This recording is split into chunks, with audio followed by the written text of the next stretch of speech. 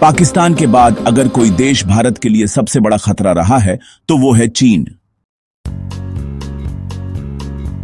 लेकिन अब वही चीन अपने पुराने पापों को भुलाकर अमेरिका की टैरिफ नीति और उसकी दबंगई के खिलाफ एक ऐसा ऐतिहासिक प्रस्ताव लेकर आया है जिसने अमेरिका ही नहीं बल्कि नाटो के 32 देशों तक की नींव हिला दी है। चीन का यह नया ऑफर इतना जबरदस्त है कि ट्रंप की टैरिफ नीति भी इसके सामने बौनी लगती है। और यही नहीं, नाटो देशों की धमकी पर भारत ने जो पलटवार किया है उसने पश्चिमी दुनिया को चौंका दिया है। भारत के इस जवाब से पूरी दुनिया में हलचल मच गई है। अब चीन ने भारत को दिया है अब तक का सबसे बड़ा प्रस्ताव। रूस पहले ही भारत के साथ खड़ा हो चुका है और अब आरआईसी त्रिमूर्ति के पुनर्जन्म पर चीन ने भी भारत की ओर दोस्ती का हाथ बढ़ा दिया है। ब्रिक्स के बाद एक नया यूरेशियन सुरक्षा ब्लॉक बनने की तैयारी में है जो डॉलर की बादशाहत को खत्म कर सकता है और भारत को ग्लोबल साउथ का अगुवा बना सकता है। वो धमकी जो नाटो के 32 देशों ने भारत को झुकाने के लिए दी थी, वो अब उन्हीं के लिए एक ज्वालामुखी बन गई है। एक चेतावनी जिसने भारत को झुकाने की बजाय उसे और ज्यादा मजबूती दे दी है। भारत के सशक्त और स्वाभिमानी जवाब ने वैश्विक राजनीति को एक नए मोड़ पर ला खड़ा किया है जिसकी किसी को कल्पना भी नहीं थी। अब भारत का सबसे बड़ा प्रतिद्वंदी चीन एक ऐसा प्रस्ताव लेकर आया है जो अगर साकार हो गया तो दुनिया का शक्ति संतुलन हमेशा के लिए बदल सकता है। चीन ने भारत और रूस को मिलाकर एक नई महाशक्ति बनाने का प्रस्ताव रखा है। यह गठबंधन पश्चिमी देशों के वर्चस्व को तोड़ सकता है। यह कोई नया विचार नहीं है बल्कि उस पुराने आरआईसी त्रिमूर्ति को दोबारा शुरू करने का प्रस्ताव है जो कभी ब्रिक्स का आधार बना था।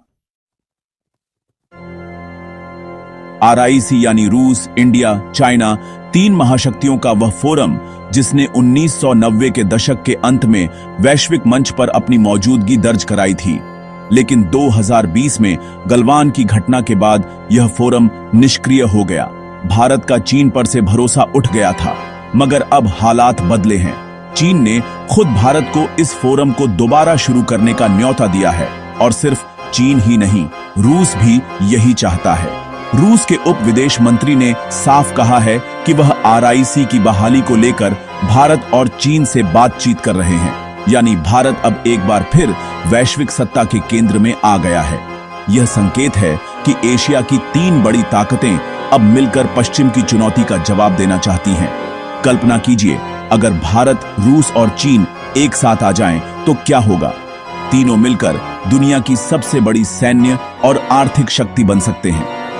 एक साथ विश्व की लगभग 35% अर्थव्यवस्था और 50% से अधिक ऊर्जा संसाधनों पर अधिकार।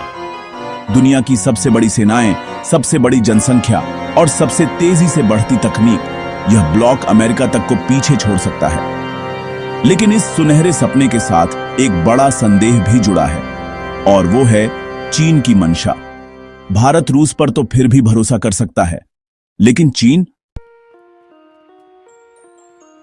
वही चीन जिसने गलवान में हमला किया, जो पाकिस्तान को खुफिया जानकारी और हथियार देता है और जो आज भी अरुणाचल और लद्दाख की जमीन पर दावा करता है, ऐसे देश पर कैसे भरोसा किया जा सकता है।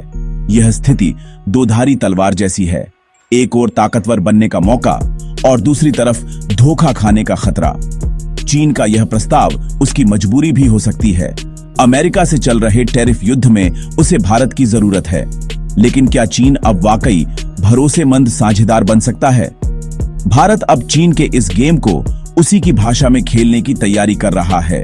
अब भारत सिर्फ एक मोहरा नहीं, खुद खेल का मास्टर बन चुका है। भारत का पहला दांव चीन को शर्तों पर लाना। भारत साफ कह सकता है कि अगर चीन वाकई गंभीर है तो सबसे पहले पाकिस्तान को हथियार देना बंद करे और सीमा पर शांति बहाल करे। यानी चीन को भारत की शर्तें माननी होंगी। दूसरा दांव, गलवान का बदला कूटनीति से। भारत अब इस फोरम को एक दबाव मंच की तरह इस्तेमाल करेगा, जहां वह चीन को अंतर्राष्ट्रीय नियमों का पालन करने के लिए मजबूर करेगा। तीसरा दांव, अमेरिका पर निर्भरता खत्म करना। इस गठबंधन के जरिए भारत रूस से रक्षा तकनीक, चीन से मैन्युफैक्चरिंग ताकत और खुद की आईटी शक्ति मिलाकर एक नया डिफेंस सुपर क्लस्टर बना सकता है। चौथा दांव, डॉलर को चुनौती। आरआईसी में व्यापार स्थानीय मुद्राओं में होने की संभावना है, यानी रुपया, रूबल और युवान। भारत इसमें रुपया को एक मजबूत वैश्विक ट्रेड करेंसी के रूप में स्थापित कर सकता है। यह अमेरिका की आर्थिक पकड़ को कमजोर कर सकता है। भारत की रणनीति केवल आरआईसी तक सीमित नहीं है।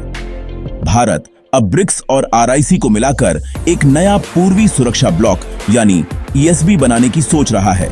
एक ऐसा सुरक्षा संगठन जो नाटो को सीधी टक्कर दे सके। और इस सबके केंद्र में है भारत, एक ऐसा देश जो न केवल विकासशील देशों की आवाज बन सकता है, बल्कि उन्हें नेतृत्व भी दे सकता है। भारत की लोकतांत्रिक नीति, स्वतंत्र विदेश नीति और उभरती आर्थिक शक्ति उसे इस भूमिका के लिए आदर्श बनाती है। भारत ने चीन के इस ऑफर पर बड़ी समझदारी से प्रतिक्रिया दी है। विदेश मंत्रालय ने कहा है कि फोरम की बैठक तीनों देशों की पारस्परिक सहमति पर निर्भर करेगी। यह चीन के लिए छिपी चेतावनी है। भरोसा जीतना है तो ईमानदारी दिखाओ, वरना दरवाजा बंद भी हो सकता है। अब फैसला आपके हाथ में। क्या भारत को चीन की बात मानकर इस गठबंधन में शामिल होना चाहिए?